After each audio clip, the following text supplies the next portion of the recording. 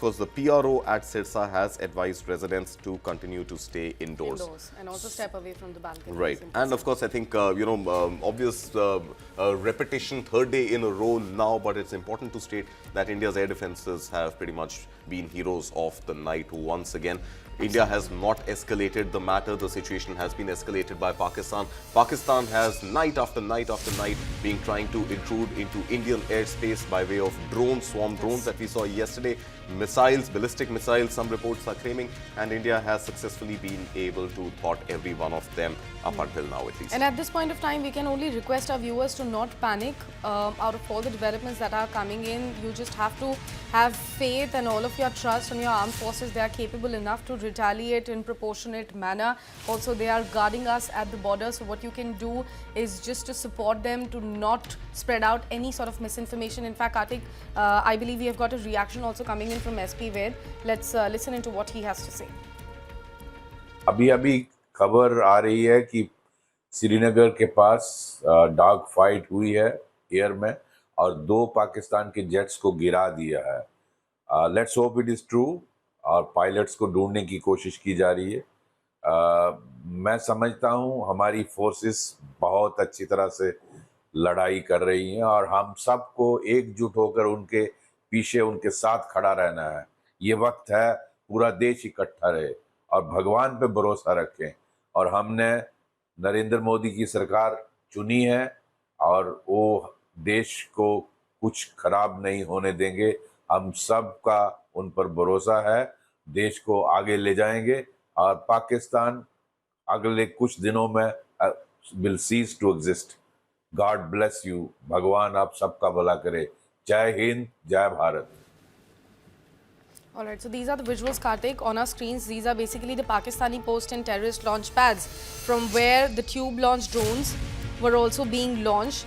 These have successfully been destroyed by the Indian Army near Jammu as per our defense sources, Kartik. These are the visuals that we are playing on our viewers' screen. Yeah, so again, this is in close proximity to Jammu, but this is within the Pakistan-occupied Kashmir region. This is beyond the LOC. And the information about these drones are that, the tube-launched drones are the ones which are catapulted into the sky. These are not the ones with the hovers and motors which slowly lift them off in a vertical takeoff. These are catapulted into the sky at about 45 to 60 degrees angle, and the idea being that they are quickly able to reach a high altitude, high enough for a drone to fly without really being detected when they are lower to the ground. So the tube catapult is the launch pad which seems to have been destroyed somewhere near the Jammu area. Remember, it was just yesterday night, in fact the wee hours of 8th and 9th of May, that we saw this swarm drone attack and the endeavor by Pakistan to send these swarms of drones into Indian territory, which again were successfully taken down using India's own air defenses. Now, for India's air defense, specifically against drones, we also have the L-70s. Yes. So while the S-400s are a great weapon to use for incoming missiles, the bigger missiles, the ballistic missiles, the ones that are specifically used for drones are the L-70s, which again India has deployed very successfully. Right. These are the visuals of, Kartik, the debris that has been recovered from Rajasthan's bomber as Pakistan started targeting the civilian areas.